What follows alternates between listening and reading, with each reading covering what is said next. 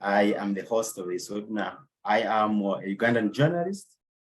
I have been working in the water sector, writing stories about water for almost 15 years now. I started a network of journalists in Africa who report on water. I also started a network of journalists with another American journalist for journalists in the Nile Basin who report on water. It's a geojournalism platform called InfoNile, and also a National Geographic storytelling explorer. I just want to welcome you to this session. This is an online event at the UN Water Conference in New York.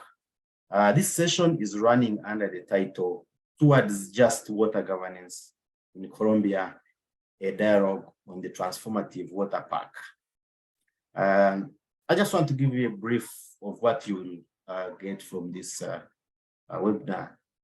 This session is co-organized by the IHE Delft Institute for Water Education with the Colombian NGO called IDA, and we'll get details of this. The Dutch NGO called Both Ends, and the Colombian government. This event will present the Transformative Water Pact. Now, Transformative Water Pact is an innovative framework for water governance that has been developed by environmental justice experts from all over the world, probably from even your country where you are.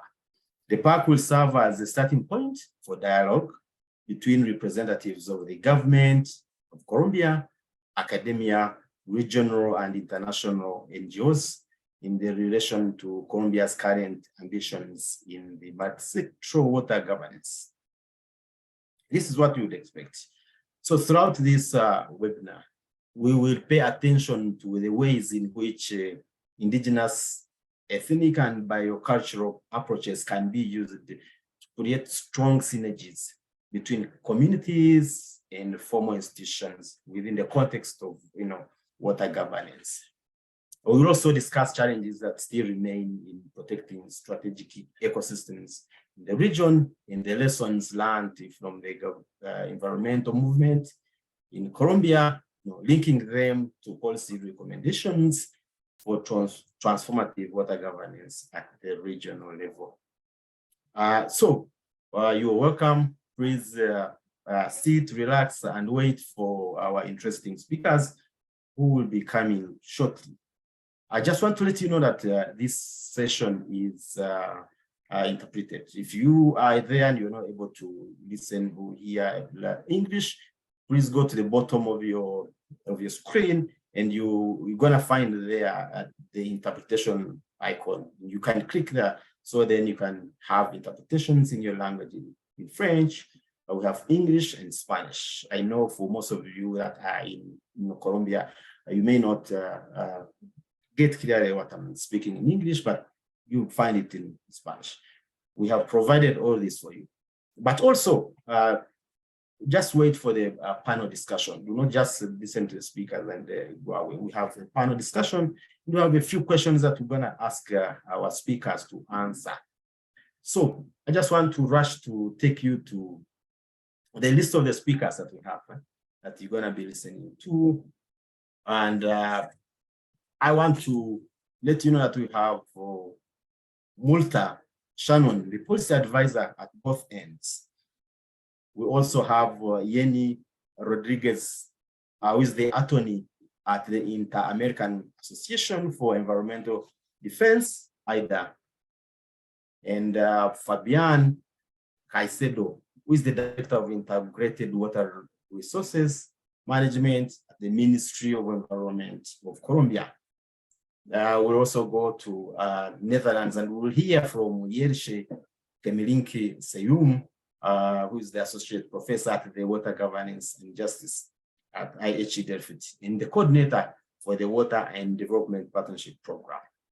We are also going to go to Kenya in East Africa and listen to Violet Mutilu. Violet is the executive director, Millennium Community Development Initiative in Kenya. But also will not end there. I want to take you to India also, and you will listen to someone called Banumati Karuri, who is the director of that Trust India. Do you forgive me if I don't pronounce your names well? The speakers, I will probably blame my father.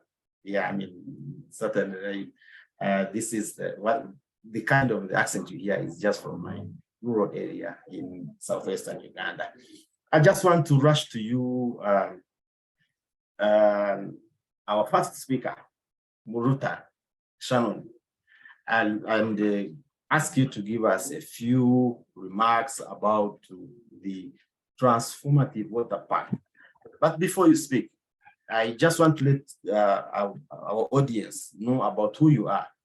And you're a policy advisor at both ends, a Dutch environmental justice organization that works with hundreds of environmental justice organizations in the global south towards a sustainable, fair, and inclusive world.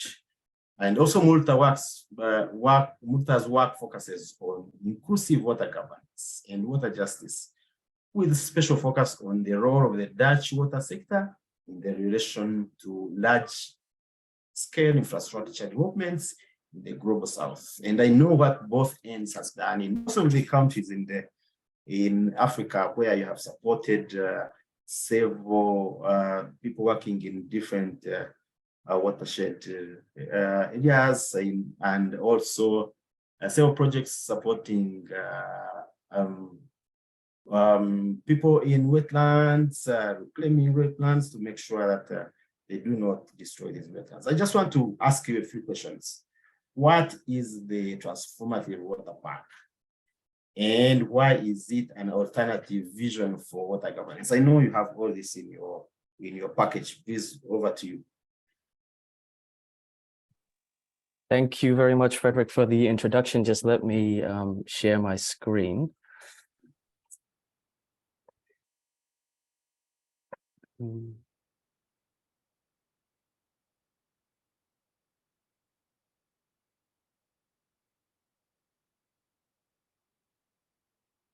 you please confirm that you see my screen, Frederick?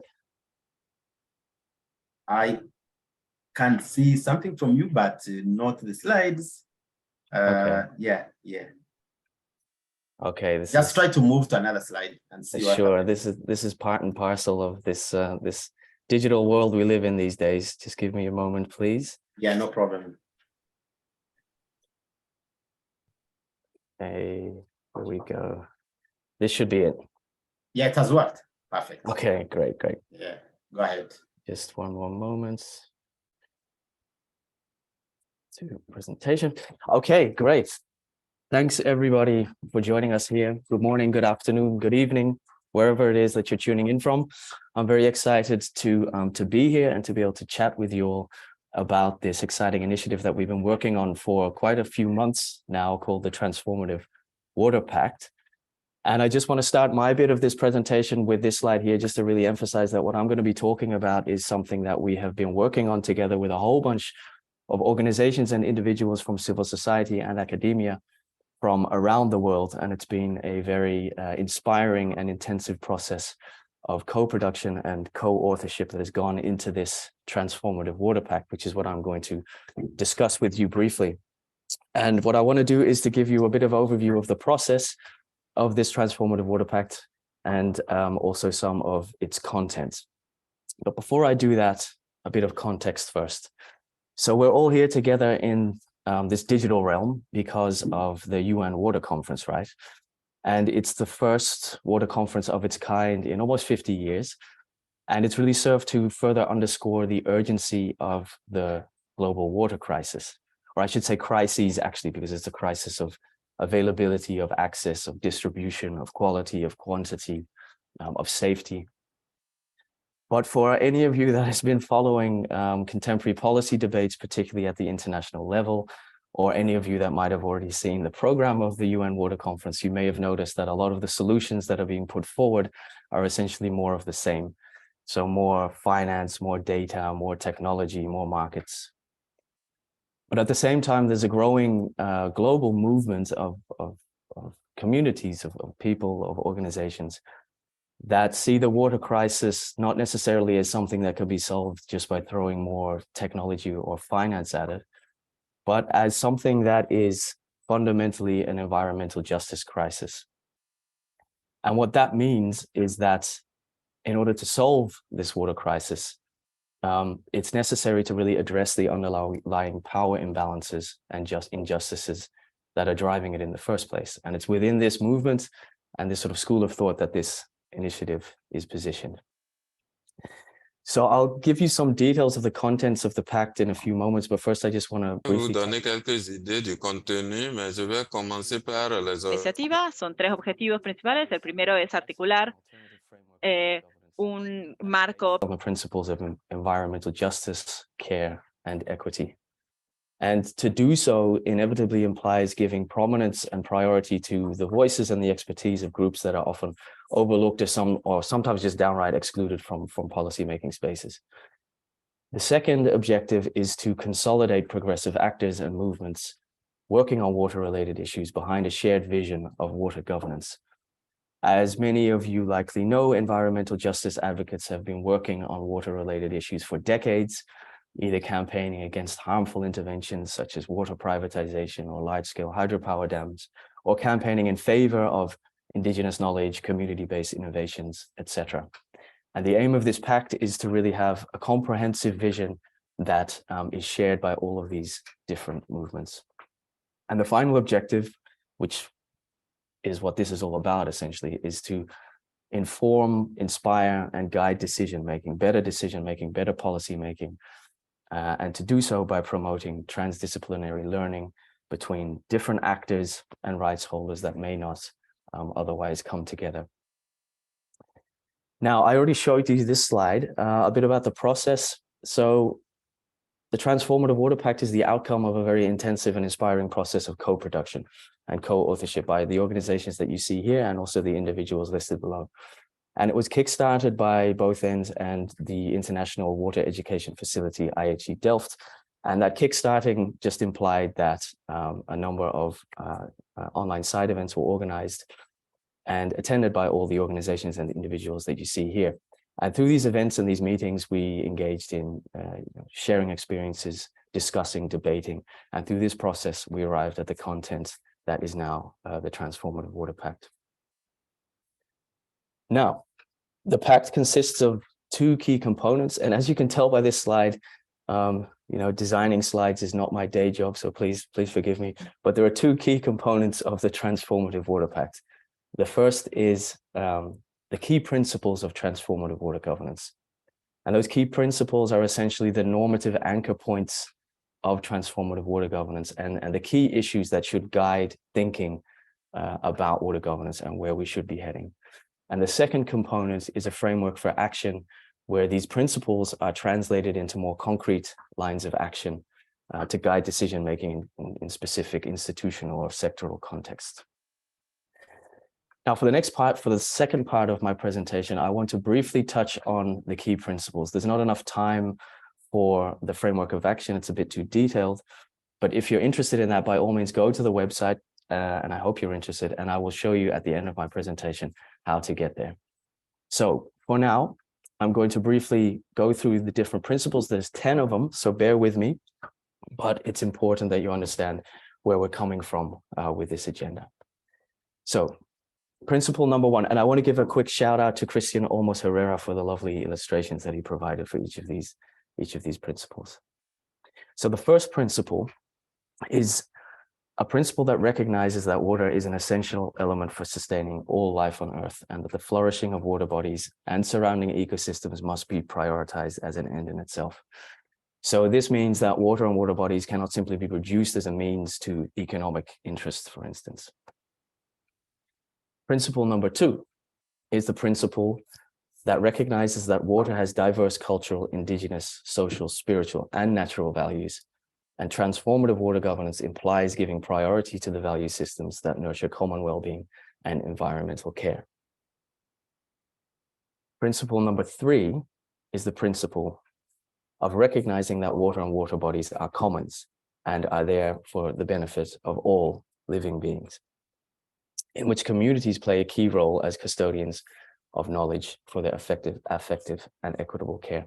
And as you will have noticed from the first three principles, this is really an attempt to move on beyond the sort of the dominant economic paradigm that we currently have for many decades when it comes to water policy and thinking about what water is and what it should serve.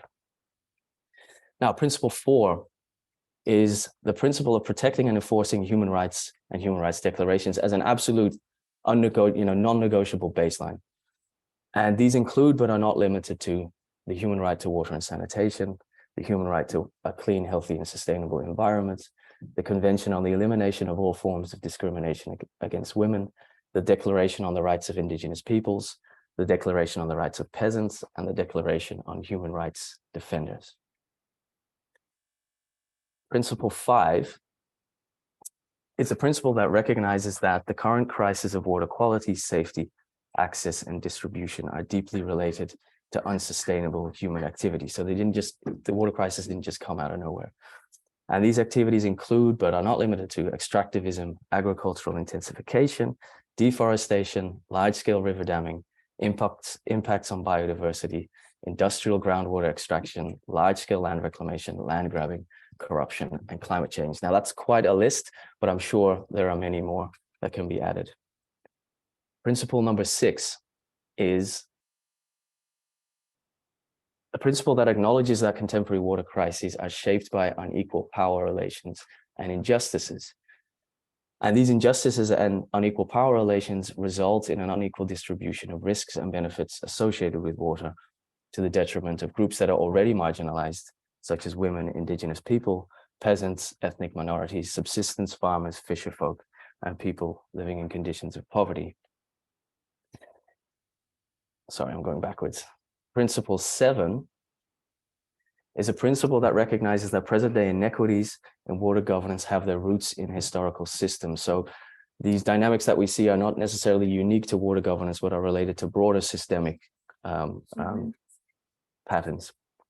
And these include capitalism and uneven development, which is manifested in climate change and the logic of privatization and unlimited growth, neocolonialism, which is manifested in the hegemonic knowledge and interests of former colonizers and industrialized countries, and patriarchy, which is manifested in gender discrimination and the exploitation of women's labor, particularly unpaid labor. Principle number 8 is the principle of differentiated responsibilities, which recognizes that the responsibilities for addressing the contemporary water and global crises are not equal, and that the responsibility for change lies notably with industrialized countries, political and economic elites, multinational corporations, and other groups and actors that have benefited from unjust and unsustainable water use. Principle number 9 is the principle that recognizes that responsive public institutions are a precondition for sustainable and just governance of water through progressive policies, regulation, funding, trans and interdisciplinary collaborations, and civic engagement.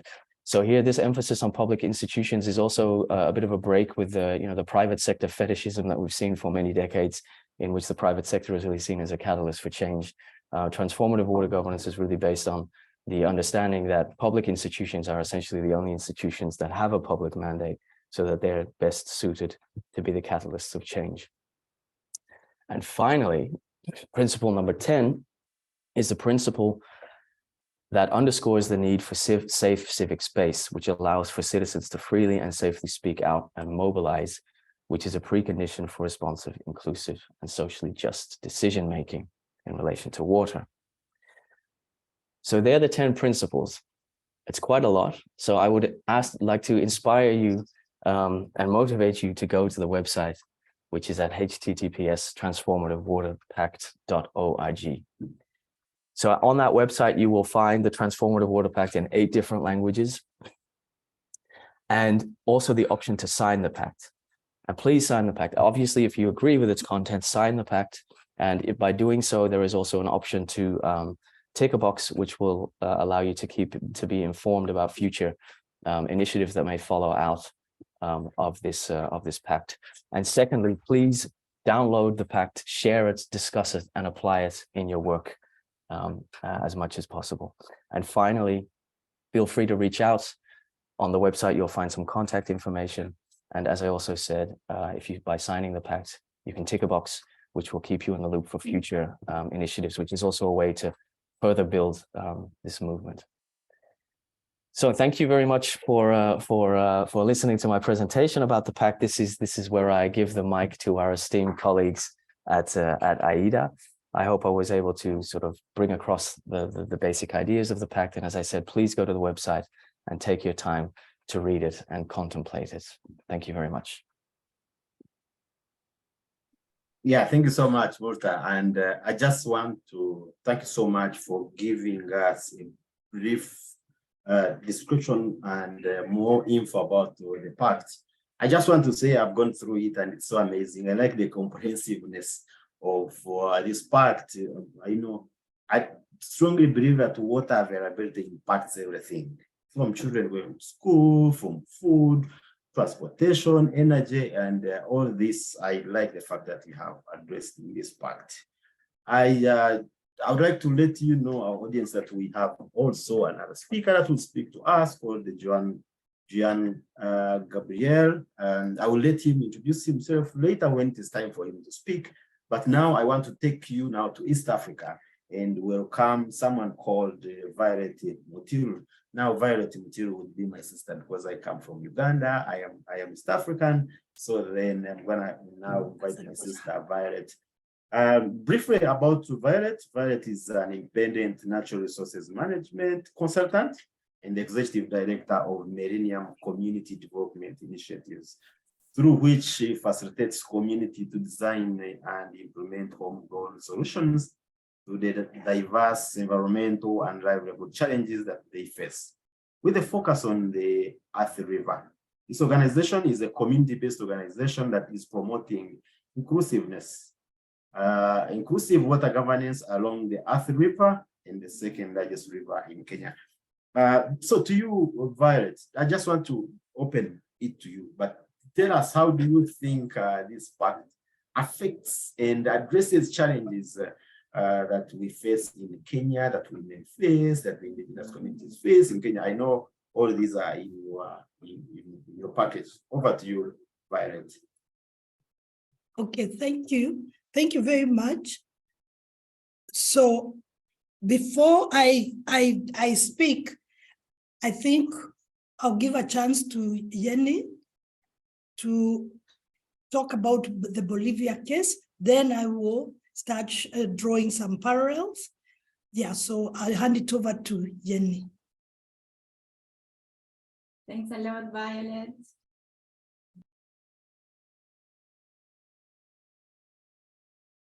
Thanks a lot, Violet. I'm going to share my screen now then. Voy a compartir mi pantalla. Mi presentación va a ser en español. Sharing my screen. My presentation will be in Spanish.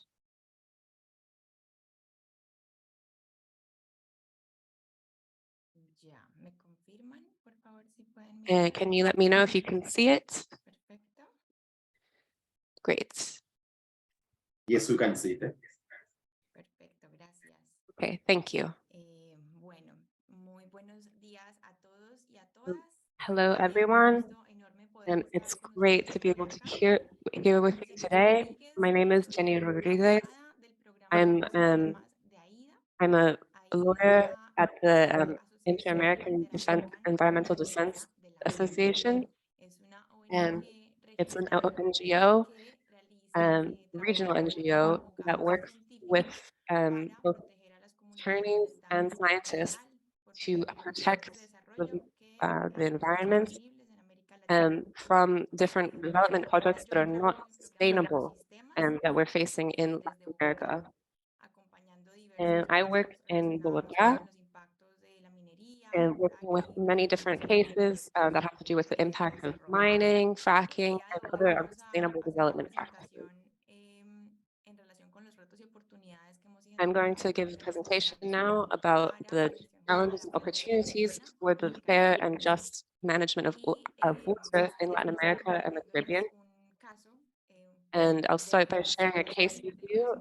It's a case that is very close to our hearts at AIDA, and it's something that has to do with one of the main challenges that we've identified in the region when it comes to mining.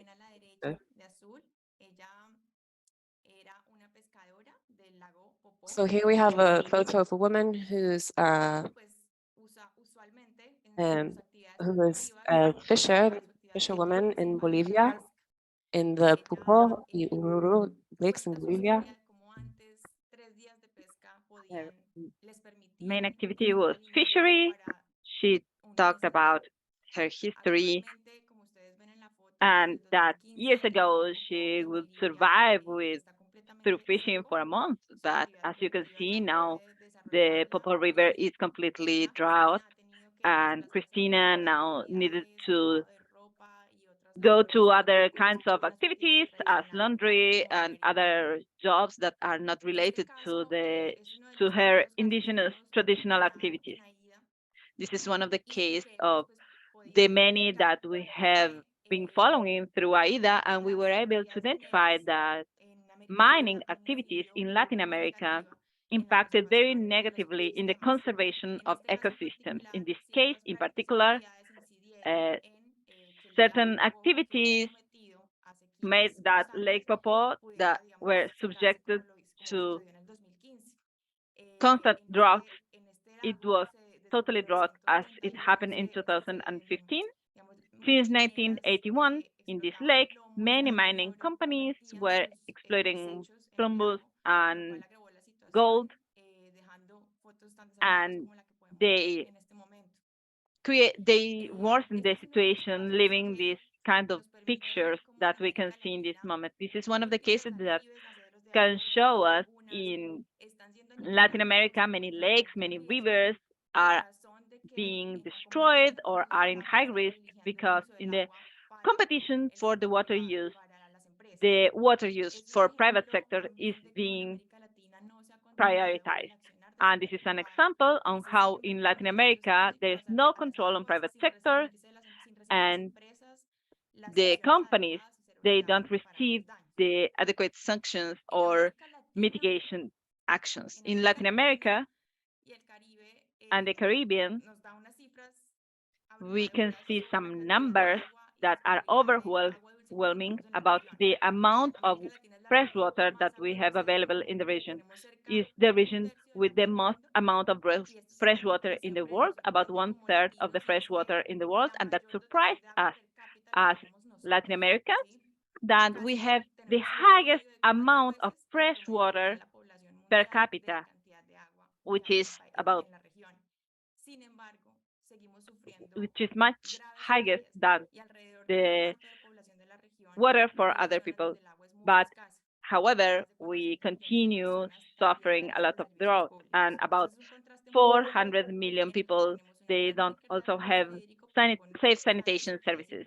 We have a lot of water, but we have a lot of drought and social problems because of hydro crisis. Latin America also harbors the Amazon basin in 7 countries, which is the largest freshwater system in the world that contributes with 20% of the freshwater in the world and 70% of all the freshwater for Latin America, for South America. In AIDA, we work with different cases related to the protection of ecosystems, but today we want to talk about some cases that we were working in AIDA, but especially about the challenges that we have identified of mismanagement of water and about some opportunities that we have identified in our work, especially in the light of the principles of the Transformative Water Pact.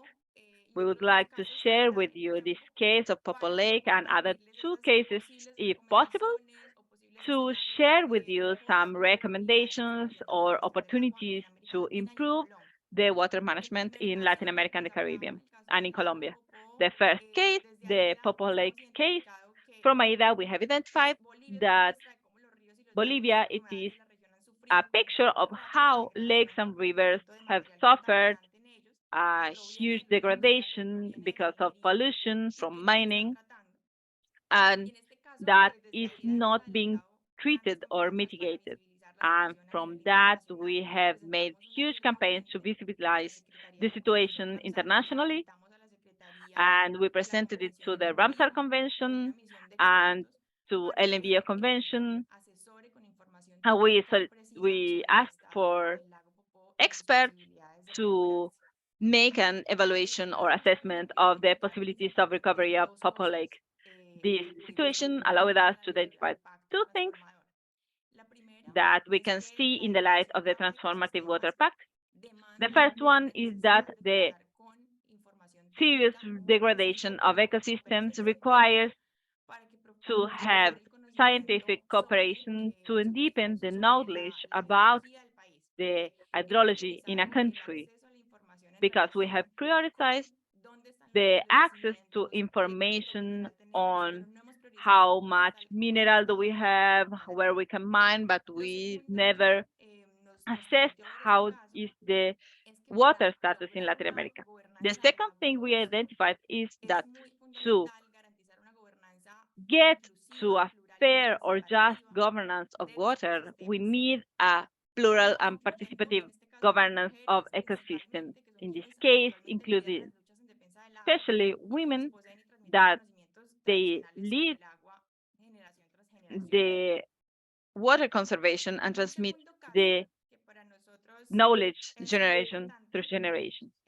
A second case, which is very important for us, is the case of Pantanal. Pantanal is the largest wetland in the world, and it occupies 3 countries, Bolivia, Brazil, and Paraguay. It is largest than 20 million hectares, and it is a mega diverse place. Sadly, this place has been very heated by bushfires, burns, the expansion of agricultural frontier by agribusiness and livestock raising, and this generated the pollution and reduction of water sources in the 3 countries. In this case, we made a similar work of alerting governmental agencies related with treaties that should be met in the countries. And we see that the pattern is repeated in other cases, and we see the need of improving the transborder agreements. There are agreements and mechanisms that are already established for the management of transborder water resources, but this is not demanded.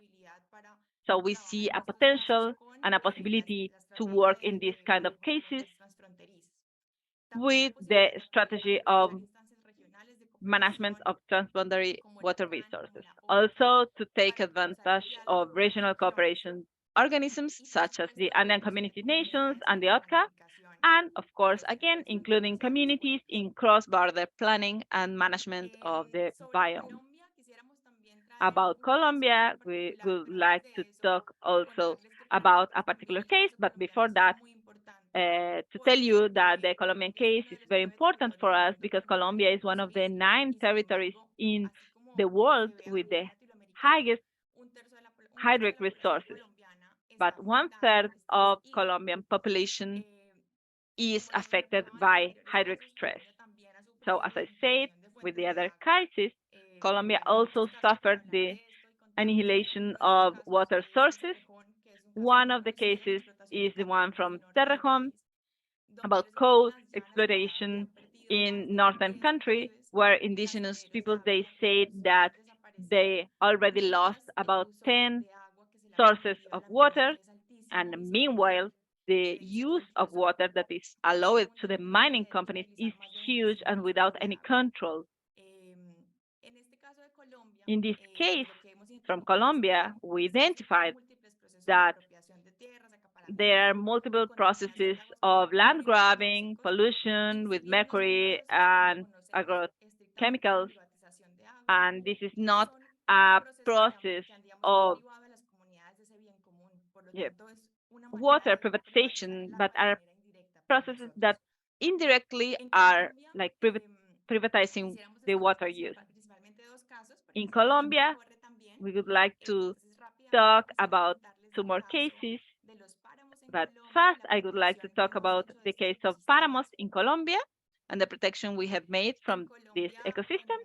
In Colombia, we have several paramos. Paramos are a mountain ecosystem typical from only some ecosystem, and we have 42% of the paramos in Colombia, but there are also paramos in Ecuador and Venezuela, which are high mountain systems that are higher than 3,000 meters above sea level, and with a vegetation that allows the water absorption for purifying and store water, not only in the surface, there are lakes in the paramos, but also to store. But the paramos are threatened by climate crisis and pollution. We lost 1/3 of the paramos in the country. There are two emblematic paramos in Colombia that are in risk because the Andean forest in the surroundings, they have lots of reservoirs of gold and other minerals, which of course cause the attention of the mining companies. AIDA gave technical assistance and advice. We supported litigation in Colombia to make prohibited the mining in the paramos, and AIDA played a decisive role in following the processes, the arbitration processes in the central center of arbitrating. These cases, the paramos cases in Colombia, not only the paramos from Santurban, but also the paramos complex Los Nevados in Tolima, they are an example of the problems by mining in Latin America in the competition for the water use. They showed us that environmental licensing processes for water concession for mining prioritize water for human consumption, and they tend to generate an increased conflict and risks for the environmental defenders, and they end up generating very complex processes at the territorial level.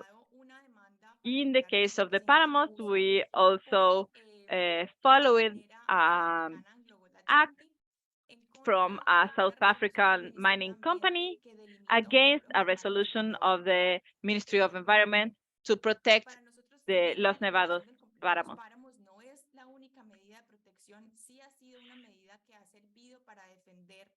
This measure was useful to protect this ecosystem from mega mining, but we saw that different strategic models can be used to protect water use in the paramos and other mechanisms. And in Colombia, another person will talk about the different mechanisms that go together with other strategies. For example, the creation of ecological corridors and protections of another kinds of forests. To finalize, I would like to share you very quickly a last case in which we worked in AIDA, that it is also a case from our heart, which is from Sierra Nevada, from Santa Marta in Colombia. And there we helped to defend the sacred spaces of the people and their ancestral knowledge system to defend water and to protect this mega diverse system. Also, the Sierra is a huge amount of fresh water, more than 35 hydrographic basins to supply water for a lot of regions and many people. So the water supply is very important for the country. It is inhabited by 4 indigenous peoples. It is currently in risk. And in the last 5 years, it was lost 17% of the area in and the Nevada in Santa Marta. 92% of the snow covering the Santa Marta mountain already disappeared, and the impact in this will be huge in water availability, especially in countries like Colombia, Ecuador, Venezuela that already lost their glaciers, and the Sierra is a huge example on how the capacity of stored water, even when being one of the regions with the most water in the region. So having gone over that case, I'm going to close off for now. But it's very important that water governance values Indigenous practices and their different way of relating to nature in the world. It's extremely important that their voices are included in the Transformative Water Pact and in any conversation about water governance. And we cannot let them continue to be prevented from accessing their natural resources and water by international corporations and other foreign interests. Many times decisions are made without consulting the Indigenous peoples first, and their ancestral knowledge is completely ignored. Finally, to finish, I'd like to show you a short 1-minute video. And it would be great if this could be translated into English as well. And thank you so much for having me. And I'm also open to receiving questions by email. And if you have any questions about the cases that I've spoken about.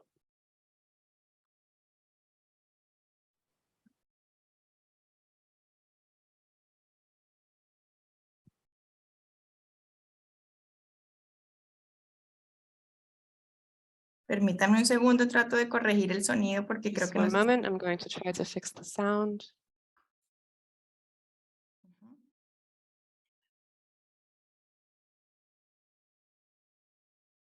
Okay.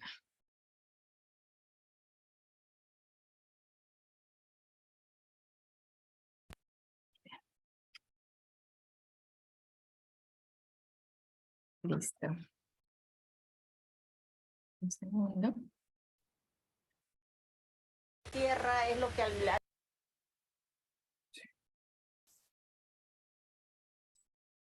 agua es femenina. Water is feminine, and they're the veins of the mother. It's like our blood. It's like the blood for us. And it's what feeds all of life. It's why we have life. And that's why water is sacred for us. Water for us is not a resource. It's integral to the earth and Mother Earth. There have been many attempts to exploit the natural resources in this community. We cannot let these waters be dammed. We have to. We cannot also let foreign infrastructure come in and damage our traditions, damage our environment. It's something that we will never allow. We will never allow this area to be exploited, for our water to be exploited.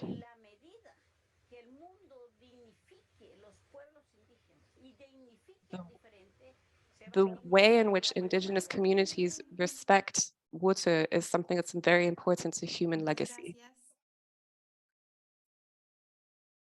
Thank you very much. I'm giving the floor to Frederick now. Yeah, thank you so much, Yeni. And I liked in your presentation, even this video, I liked the component of community engagement, ensuring community engagement in taking decisions, especially on the water that affects the decisions that affect them most. Yeni Rodriguez is an attorney from IDA, a regional NGO that uses the law and science to protect the environment and the communities suffering from environmental harm, primarily in Latin America. This is why you've been seeing us. She brought different examples from different countries. And also, if you want to know more about Yeni, her work focuses on protecting the rights of communities in the strategic ecosystems from extractive and sustainable economic development projects in the region. Yeah, thank you so much, Yeni, and we liked what you gave us. You may be there and wondering what is happening. You probably have just joined us. You don't know what is happening. This is an online side event at the UN Water Conference in New York. It is running under the title Towards Just Water Governance in Colombia, a dialogue on the Transformative Water Pact. And this session is organized by the IHDF Institute for Water with the Colombian NGO IDA, which we have just heard from, the Dutch NGO called Both Ends, in the Colombian government. I just wanted to end with the Colombian government because now I'm going to bring someone from the Colombian government. I'm going to go to you, Fabian Caicedo, and invite you to speak to us.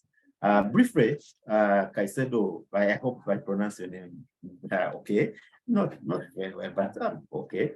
Is a technical director for the Directorate of Integral Management of Water Resources at the Ministry of Environment and Sustainable Development. He's a civil engineer and has a master's degree in hydrosystems. He has extensive experience in modeling hydrological processes in the water cycle. I will just let you take the floor, and if you want, you can do more introduction of yourself and give us your package. Thank you so much. Over to you.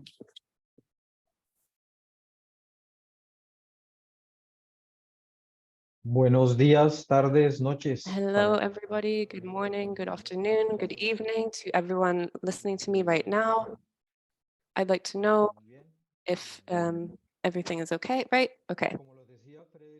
As Frederick was saying, we are in an event right now, which has been being organized for 45 years now. And to commemorate the event, I would like to share with you 3 different reflections that are common threads through all the speeches that we're hearing today, or presentations. I think that we really need to have political attention on these topics, and Colombia was the first to speak about change and about the problems in the region and what we can do about them. It was very impactful in the region. Another reflection is what we're seeing happening in the world at large. And perhaps we can say that humanity is making systems unequal. It's very important to say that and to mention it when we're talking about the water cycle.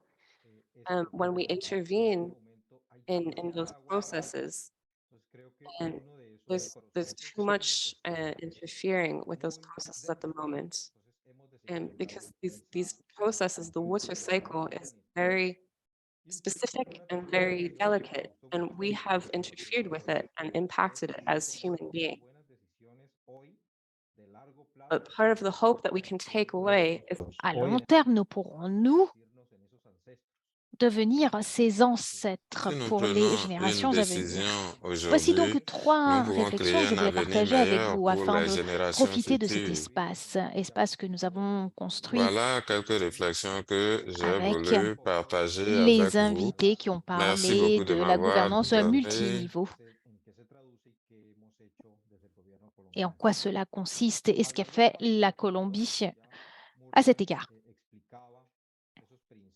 Comme mon collègue expliquait les principes, je crois que nous sommes tout à fait d'accord avec cela. Et lorsque on nous a proposé cet événement parallèle, ceci était très intéressant car nous coïncidons avec énormément des thématiques qui nous permettent d'avoir une incidence, car cette incidence se voit à 3 niveaux différents.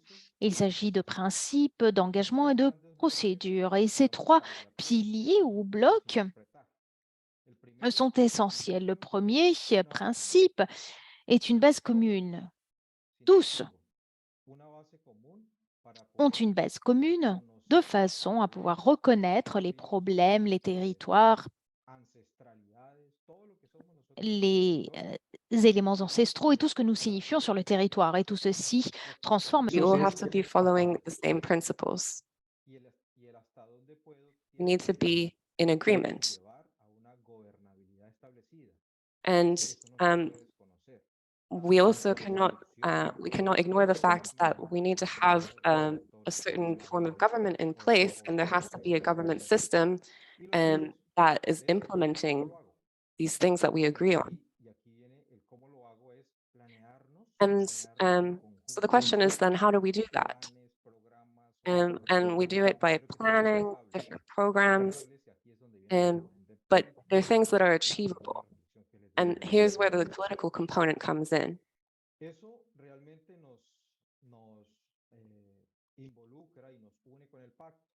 This is something that is really what unites us in terms of the Transformative Water Pact, which is very well written and very well articulated.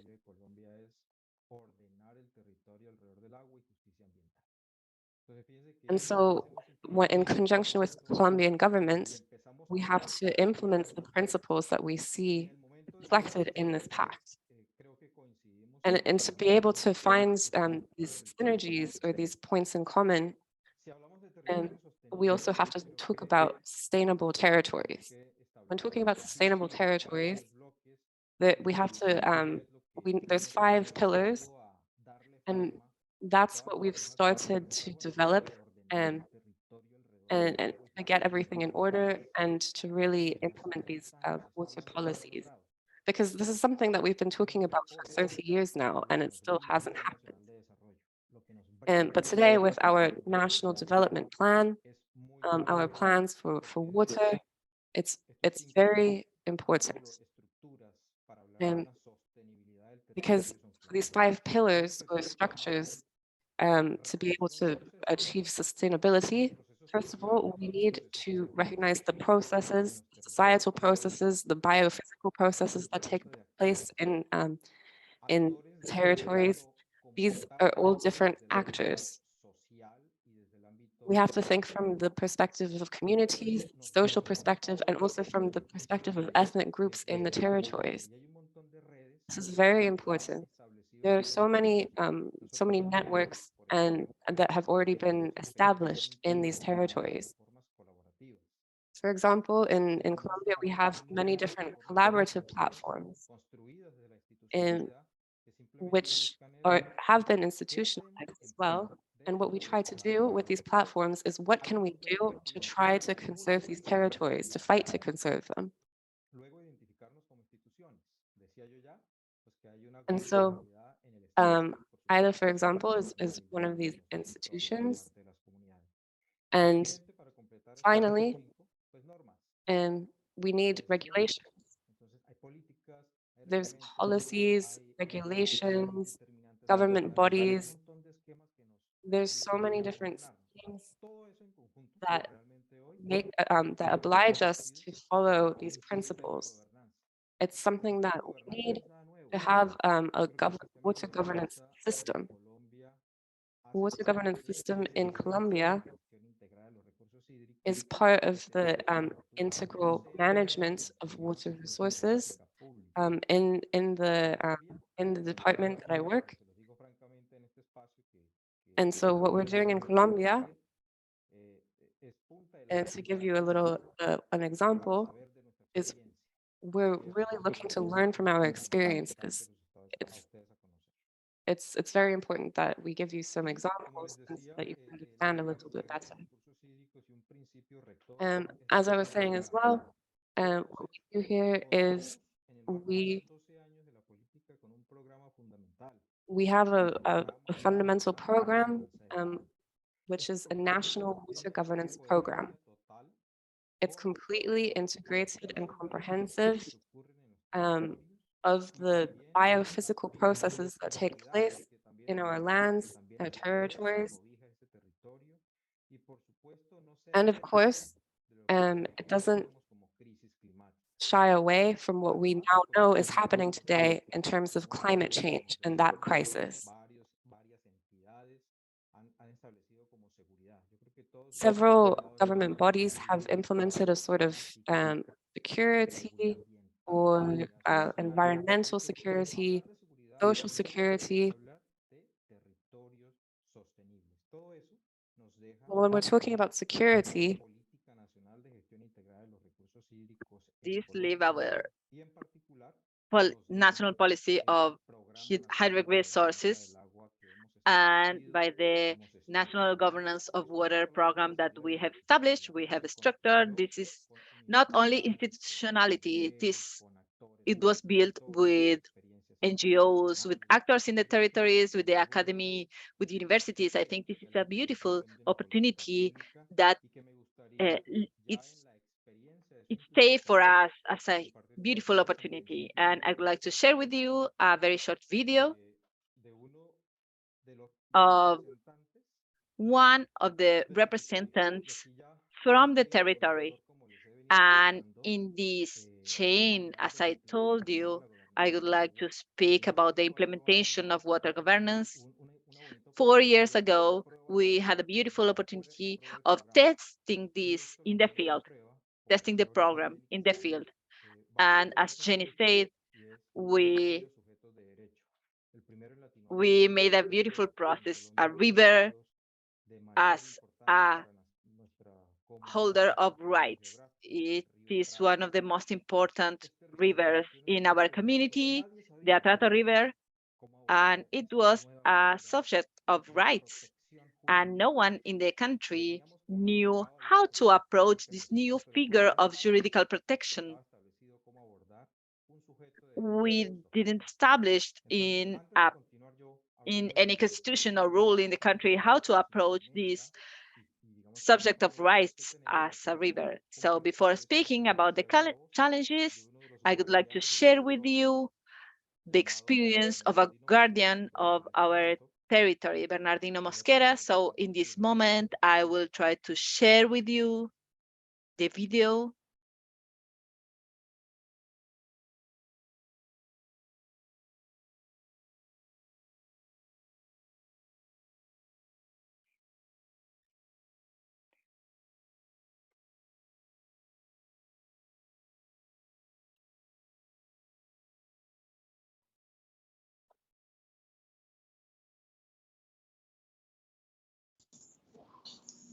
Muy buenos días. Good morning. My name is Bernardino Mosquera Palacios. I'm guardian of the Atrato River by the sentence from 2016 that declared the Atrato River as a subject of rights, being the third in the world declared as subject of rights and first in Latin America. And the largest icon is that it happened in the Choco department.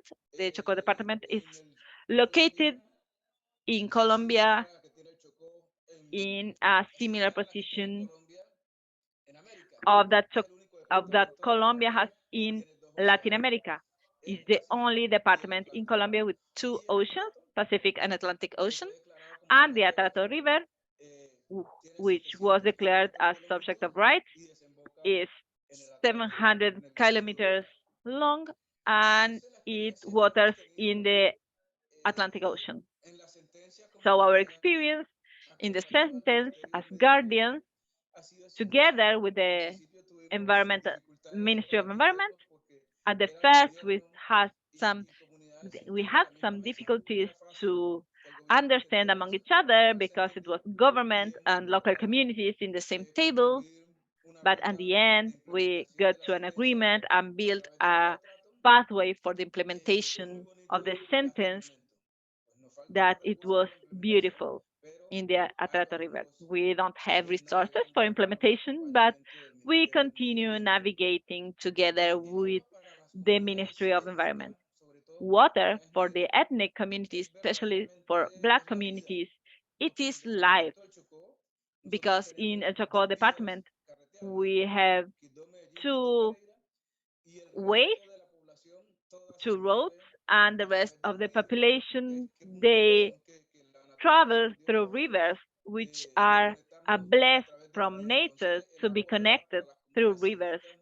So water for ethnic communities is sacred, is vital, and we take care of water because it is our source of life in all senses. Because we get food from them, we can transport through water. It is vital for basic services. So we need to continue struggling, to continue taking care of water. This was a glorious experience, a wonderful experience, and we invite the rest of the world to join us in this struggle to protect water.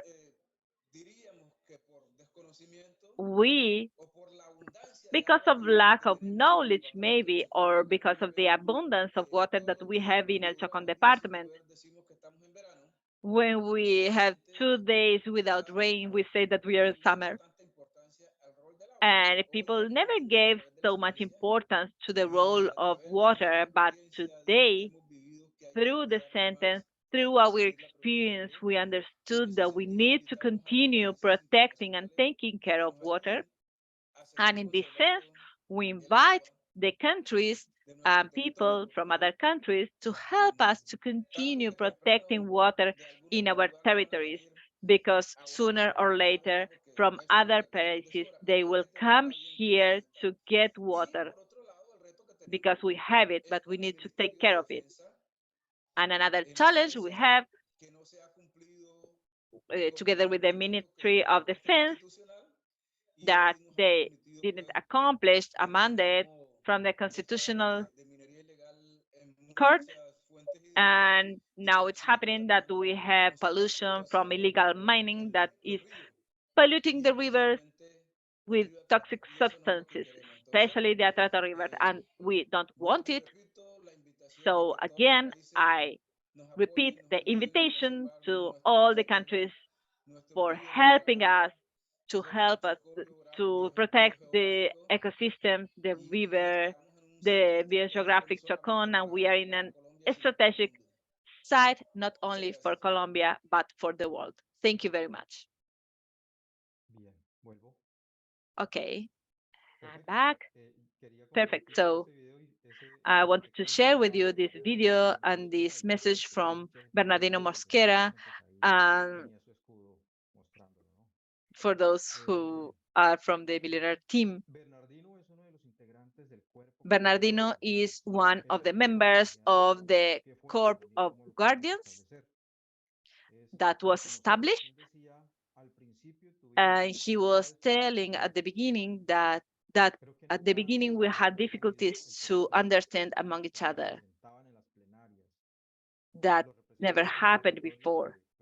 But when the guardians of the territories, one of them is Bernardino, representing the territory of Yoquito, a red point, and when I say red point, is that there were identified the huge problems for Atrato River, especially they're related to mining or illegal extraction and criminal extraction of minerals. Them in this group, they were established as a teamwork, and they sit together with governments, and that is governance, speaking in the same language, and establish an action plan built together. And we created a model of comprehensive management of the territory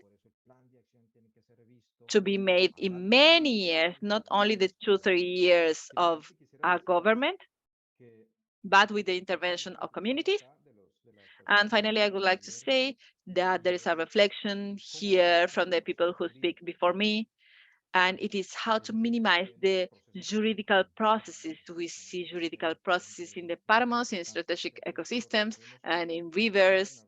And I think that, as Bernardino said, I think we can solve it like making an agreement on what we want for the territories. We shouldn't cross the borders of imbalance, because when we start unbalancing the system, the mistake is that we are trying to solve today starts.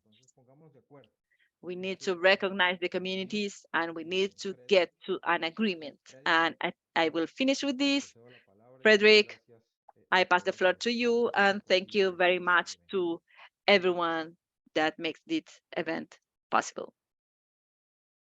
Yes, thank you so much, Fabian. And I just want to say thank you to you in the government of Colombia.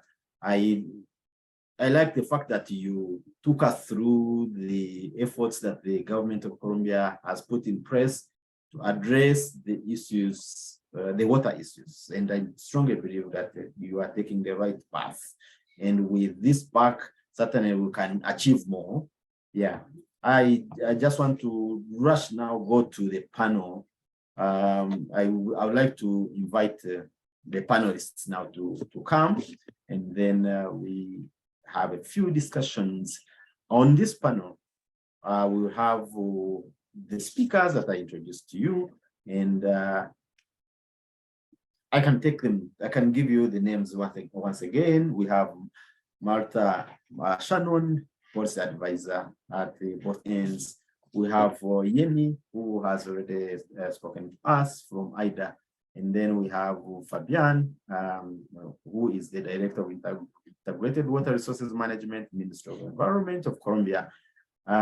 Yes, we'll then later also listen to Yelshe Kemilinki Sayu, Associate Professor at the Water Governance and Justice IH Delphi, and the Coordinator of Water Development Partnership Program. And also I'll bring in Violet Mutiru, the Executive Director, Millennium Community Development Initiative in Kenya. And we'll also pose questions to Banmati Karuri, Director of Datri Trust in India. I will ask you, once I ask a question, probably you can again do introductions if you feel like, and also tell us more about your organizations. I want to begin with you, Violet. We have heard about the pact and also different speakers. What should we do from our organizations to promote and advance the principle of transdisciplinary coordination proposed by this pact? Yeah, thank you very much. I think even before we come up with a solution, I think it's very important to analyze how we got here. And I think one of the reasons which I believe that we find ourselves the place we are is when we allowed the international community to define countries in terms of least developed, developing, medium income, and developed, rich, poor, north, south, because then that creates a sense of inferiority among our countries, where we feel we need to catch up, where we feel that the developed countries have solved all their problems. And that then creates a situation where it is very easy for our countries to be exploited by private sector. Today, we have a developed country like the US, where the UN headquarters is, but last week, even this week, when you walk right opposite the UN complex, you see homeless people sleeping right opposite the UN headquarters. There's something, we need to change our mindset. We need to see ourselves as humanity with similar problems and working towards defining solutions for our problems, but not to see like Western countries have solutions for our problems, because therein intermediaries like the private sector come in, NGOs, especially international NGOs, play a role as intermediaries, brokers. And that way, we end up not talking directly to each other, but instead we find a situation where the power and the money, it follows the money, and the money is creating this dichotomy where water as a human right is clashing directly with water as a commodity, because private sector wants to make money from water, and that way they end up pushing out local communities from their rights to water. And I just came back from Lamu, which is an archipelago of islands at the coast in Kenya, and it has such similar problems to what is being shared by our colleagues from Colombia. But Lamu is under a lot of pressure because Vision 2030 says that Kenya wants to be an industrialized country by 2030. So there is the LAPSET, which is the infrastructure project linking the port all the way to South Sudan and Ethiopia. And that means there's a lot of infrastructure development occurring, and it is destroying the Lamu way of life and also creating a lot of challenges. Thank you so much, Violet. But just a follow-up question. Do we have the capacity to define solutions for our problems? Do we have that capacity? Yes, we have the capacity. When you look at us sitting today, we are how many participants? 156 participants plus the panelists. And when we are talking as human beings. We're talking of problems. We are not talking that, oh, you come from a developed country and I come from a non-developed country. We're talking as people with challenges. Flooding occurs in all countries. It is not unique to quote unquote third world countries. I think the day we stop defining ourselves in those categories is the day we'll talk to each other as humanity, is the day we'll talk to each other and learn each other's languages. If you're trained as an economist, if I sit and you explain to me something, I'll be able to understand. If you speak Spanish, to begin with, I may need an interpreter, but slowly, I'll pick up a few more words and we'll be able to communicate directly and find common solutions to our problems. So yes, we do have the capacity. Yeah, thank you so much. I would like to go straight to Elisha. How can we make the rights to water and fair water governance a guiding and a decisive pillar in their elaboration and implementation of development policies that promote fossil fuels and mineral extraction for transition? Thank you, Frederik. I hope everyone can hear me. I'm very happy to see so many people online, and I'm very inspired by all the previous speakers. It's always difficult to speak after Violet because she's inspiring me a lot in what she's saying. But I think I also very much agree with her, what she has said so far, and also what some of the panelists already pointed out. I think what is really needed for more fair water governance. Sorry, I need to be reminded to speak slow for our translators. But I think what is very much needed is that we really move into much more focus on longer term aims and objectives rather than short term economic gains and profits. I think one of the main problems is that quick fixes do not work, and win-win situations or solutions that are proposed are often ending up in more or stronger marginalization of specific groups. So difficult choices need to be made because the world is very messy and there are many interdependent relations that are very complex and difficult.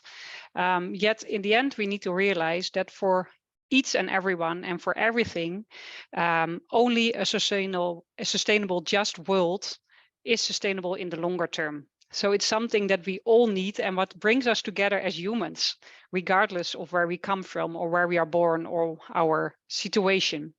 So we do need to collaborate and we need to avoid polarizations.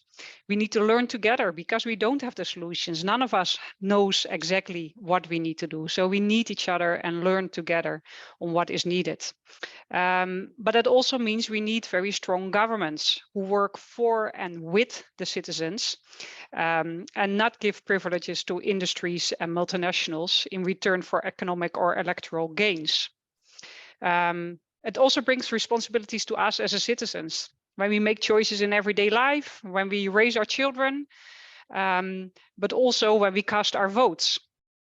Do we vote for ourselves or do we vote for future generations and for the people who need government support?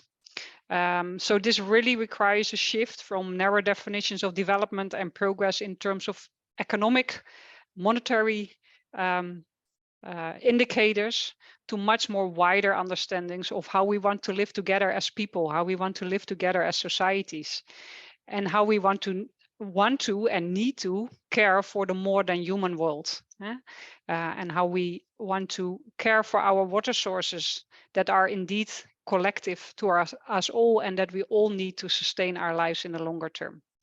So I think it very much aligns with what is said already, but I think those difficult choices need to be made for all of us, and that is what unites us and what we need to make much clearer in the choices that we are making right now and how it affects our future generations. Thank you so much. I just want to pose the same question to you, Carol. How can we make the right to water and fair water governance a guiding and decisive pillar in the elaboration and implementation of development policies that promote fossil fuel and mineral extraction for transition? Yeah.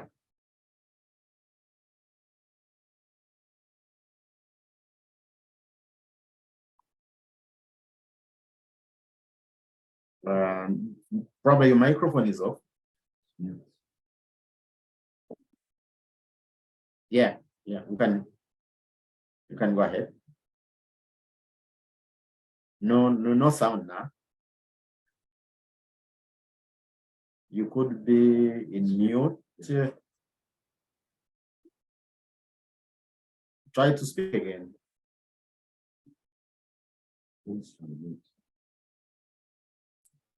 You may need to unmute. But as you unmute, I want to pose the same question to you, Fabian. What do you say?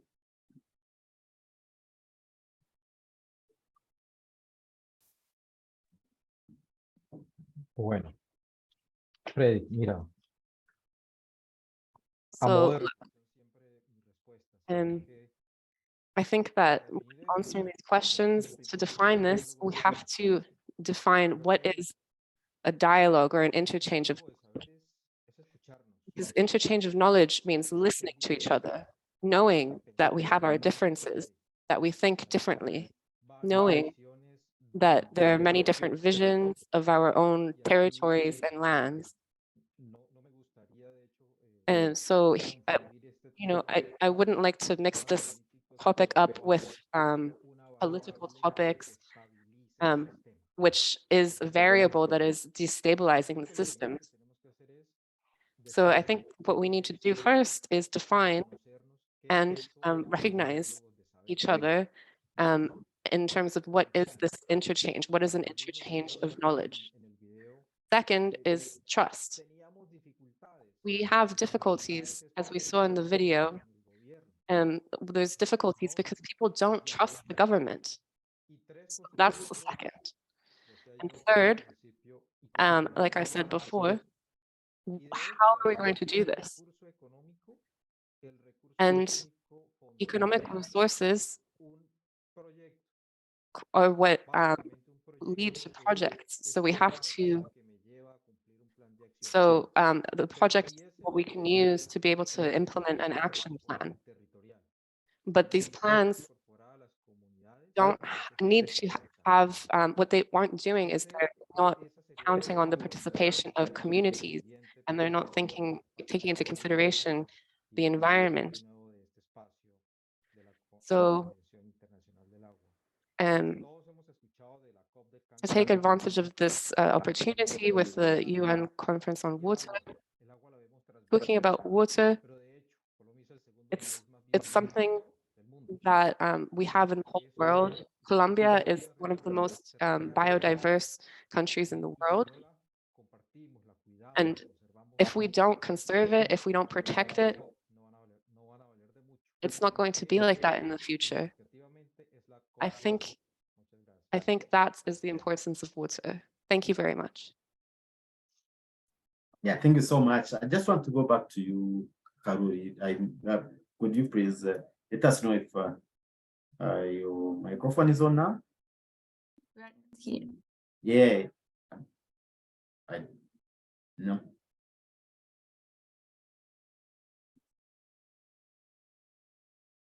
No. Yeah, so I can pose the same question to you, Yeni, as we wait for Banu. Yeah, so Yeni, go ahead. I just want you to give us more insight in this question and tell us what you think we can do. Gracias, Frederick. Bueno, sobre el tema de la colaboración. Thank you, Frederick. So when it comes to collaboration between academia, governments, and organizations, and that's something that we've had in some of the cases we've worked on, but it's something that we can definitely work on. And at AIDA, we also love to work with academia and local organizations in the work that we do. In fact, in some of our cases, we've worked with academics. For example, in Rimon in Colombia, and we worked with studies by the Technical University of Berlin. And we also work with local organizations. And what we found there is, like Fabian was saying, is we have to speak the same language, metaphorically speaking. And because every country, every government has its own policies, has its own ways of ruling, but we need to be on the same page, and governments need to be integrated as international actors and be implementing these policies. And so sometimes we focus a little bit too much on litigation rather than advocacy. And on the other hand, I do think that these are challenges, but it's also opportunities, because it's a possibility or opportunity to improve the cooperation and collaboration between academics, NGOs, and governments. And we need to have easy channels of communication. And many times it'll be like you send a letter and you ask for a meeting, and then there's no follow-up. So we need to find a way to have platforms where it's easier to get in contact with the government and be in dialogue with them. I think that's very important. It's also important to understand that a more progressive government, as organizations, we can also advocate for the regulations and policies that the governments have to ensure that they protect the environment and protect their communities. So, for example, in AIDA, we work to defend and promote policies that protect the environment and Indigenous communities. We look for spaces in which we can litigate together with the government, with academics, academia, and with NGOs. And those kinds of scenarios are the ones that have a lot of potential for coordination, because litigation with businesses or multinational corporations are very, very long, and they really demand a certain level of scientific and technical involvement. And so we're very open to exploring those avenues of collaboration and cooperation. And those are the thoughts that I had on that question. Thank you, Frederick. Yeah, thank you so much. Just probably 1 minute or half a minute. How can we increase the interdisciplinary collaboration? Just cite examples. Sorry, can you repeat, please? how can we increase the interdisciplinary, the transdisciplinary collaboration? Bueno, ¿cómo podemos incrementar? How can we improve or increase interdisciplinary collaboration? I think that first we'd have to kind of map the different places and find out what we have in common, where are the areas where we can be working together. I think that we really need to sit down together and have a dialogue, like Fabian was saying. We need to get on the same page. And those are the cases in which we have potential. And so I think that that's what we need to do first. And like using Colombia as an example, that's a possibility that we found of creating more open channels of communication. And I think that it would be, yeah, it's a case of mapping the different places, for example, different universities that are working on these issues. And there's many different experiences and many different forms of advocacy and work. So I think that we really need to sit down and map what's going on in different places and find out where they coincide. Thank you so much, Jenny. And I will call you later, maybe after 5 minutes, to introduce Gabriel. Yeah, thank you so much. I want to briefly go to Malta and find out, what do you identify as the challenges for governments at the global level, social and environmental organizations and the academia to work together to advance towards fair water governance? Hi, Frederick. Yeah, thanks very much for that question. So I'll just very briefly reflect on that. I think that the main issue here is when we're talking about these collaborations between different rights holders and stakeholders, et cetera. That concept in itself is not particularly revolutionary, but the issue that is often not properly addressed is the sort of the hierarchies that often exist explicitly and implicitly between different people and different organizations.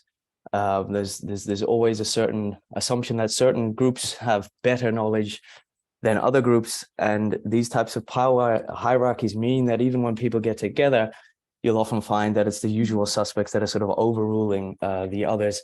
So in terms of really moving forward and really learning from each other, we need to create environments of true openness and listening that really nurture a different type of exchange than the ones that we're used to. I would just like to take this moment to check to see if Banu has been able to check her audio, fix her audio issues, because I'm very curious to hear what she has to say. Can you hear me now? Yes, we can hear you now. You can hear you now. You feel free to answer the question I posed to you or just the question I've just asked. Could you please repeat the question? Well, I will just pose the same question. What do you identify as the challenges for governments at the global level, social and environmental organizations, and academia, to work together to advance towards fair water governance?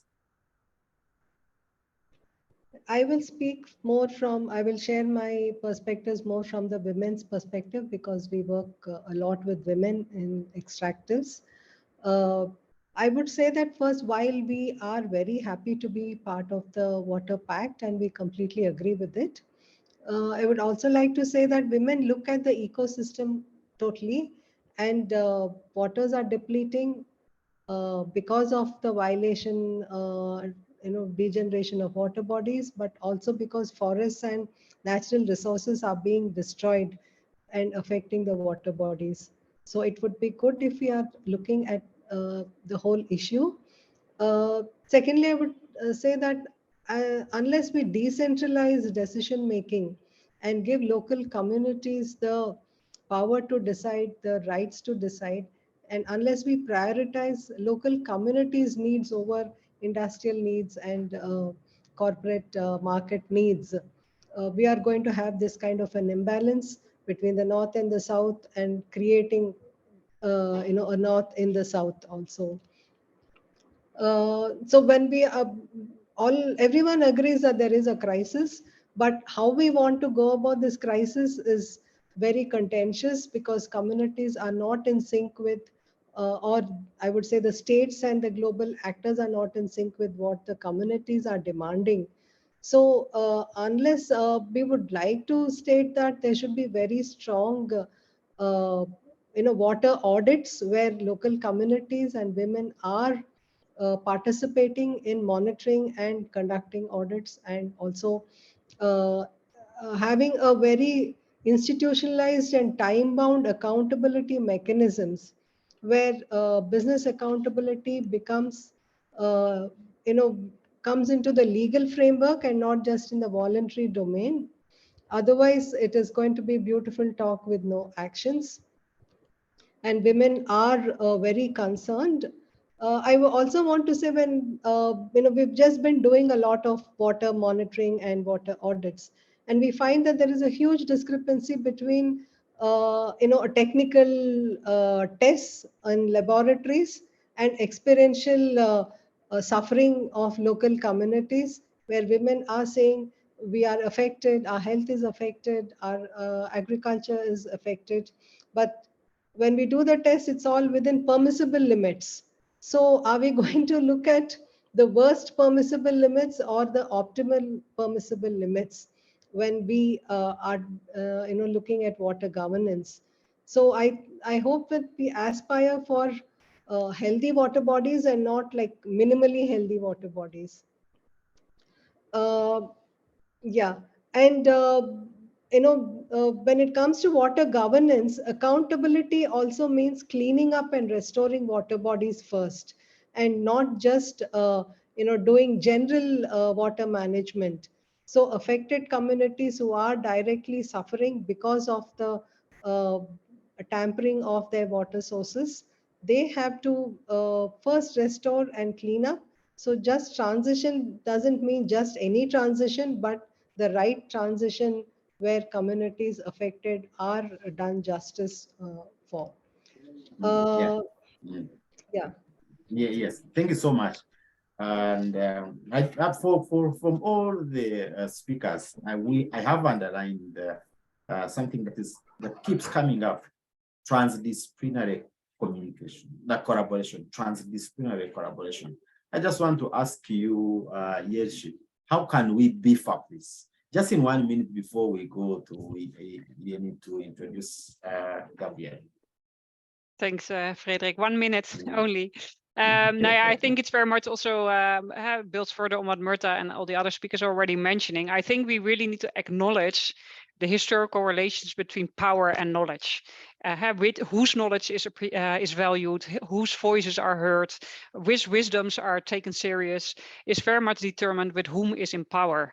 And I think for a long time, even though the world is inherently diverse, it is a very small group of elites with particular genders, particular races, particular ethnicities who have been in power and thus determining what we know or which knowledge is accepted and which knowledge is taken into account. So I think we really need to take serious, and me coming or working for an academic organization, to take very serious that we undo and critically analyze these relations between power and knowledge, that we decolonize our educational institutions, that we pluralize our knowledge on water, and really create substantial space for voices and ideas and approaches for those who have been marginalized throughout history based on their gender, their race, ethnicity,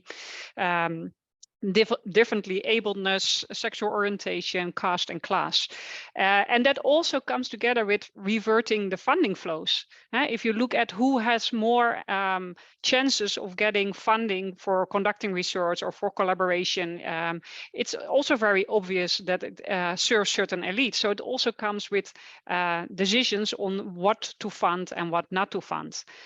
One other aspect that I think is very important, especially for our academics, I think, to realize is that we need to blur the boundaries between science and activism.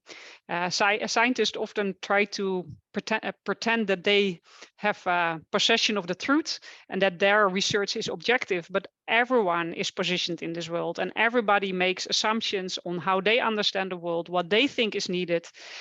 So we need to move science beyond this idea that they are the owners of the truth, but rather engage with different kinds of knowledges, different wisdoms, different experience, different ways of approaching and understanding water. So we need to find alliances with activists and other people working on progressive ambitions related to more just governance, water governance, including policymakers, including any actors who are on the same, who share the same ideology, because we need each other. We need to do this together. We can do this together. We need to learn together.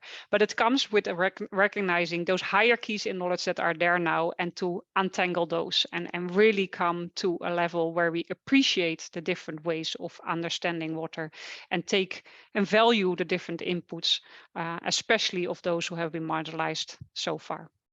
So that I think is needed. Yeah, thank you so much. I see you, Violet, in agreement. Why do you agree? Just in 1 second. Okay, yes, it's true. I'm agreeing completely with what she's saying, because the other thing I would like to just point out, still along the same lines, is that at the local level, because I'm a member of a Water Resource Users Association, at the local level, the most unpaid work is being done at the local level. Water Resource Users Associations, which are created by the government in Kenya under the Water Act, are voluntary organizations. They do back-breaking work. We plant trees, we nurture the trees, we clean up pollution from the rivers, all voluntarily. But when you get a researcher coming from a university, they have a stipend. They are paid, but they come and get from us free work. So our backs are breaking from the free work we are providing to look after our rivers, to replant our forests.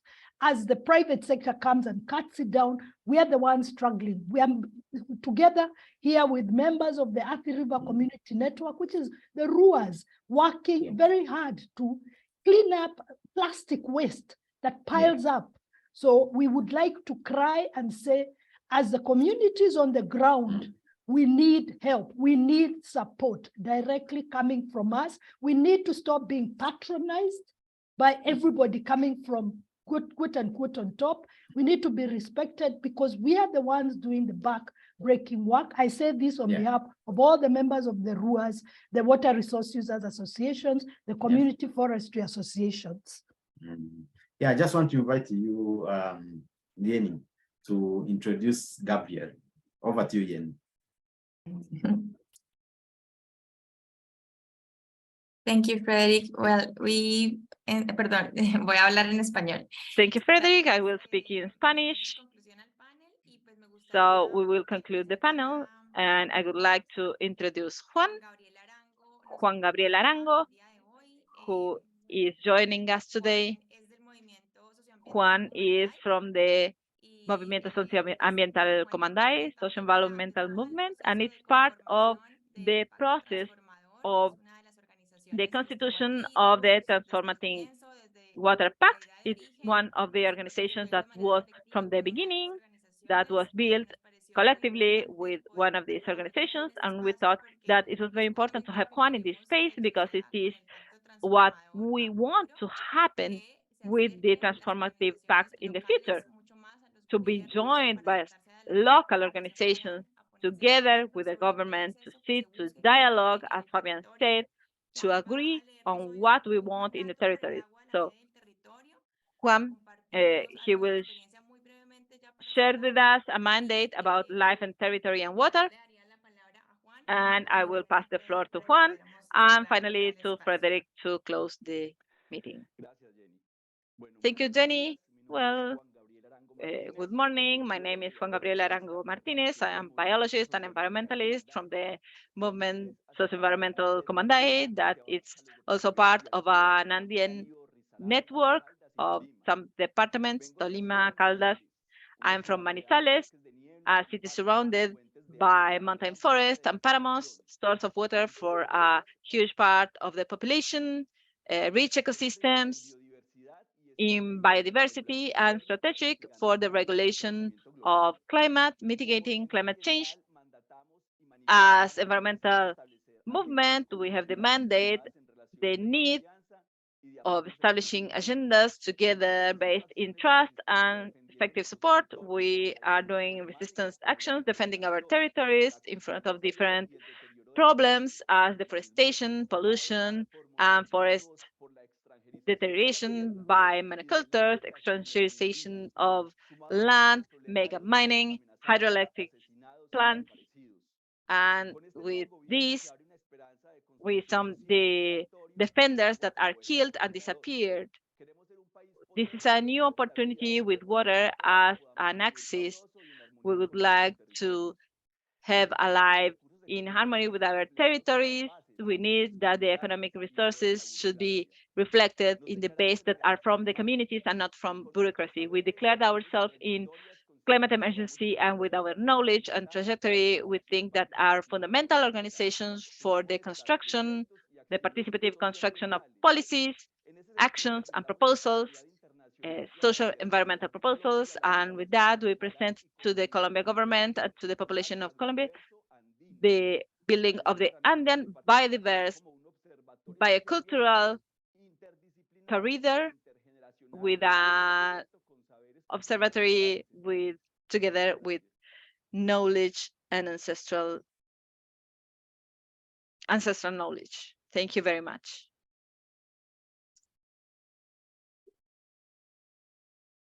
Thank you so much for all your information. And I just want to let you know, the audience, that we have not had enough time to take on your questions. We will take them next time, of course, and you can expect more of these webinars from us. I just want to let you know that in this webinar we had Martha Mashanun, policy advisor at both ends, Yeni Rodriguez, the attorney at the Inter-American Association for Environmental Defense, Fabian Caicedo, the Director of Integrated Water Resources Management, Ministry of Environment. Thank you so much, Fabian, for agreeing to come to speak to us. I know, of course, you are a busy person and representing your government and telling us all this.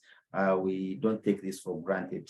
I want to thank you so much, Elshi Kamerinki Sayum, for taking time to come and speak to us. Yerishi is the Associate Professor of the Water Governance and Justice, IHDF, and coordinator of the Water Development Partnership Program.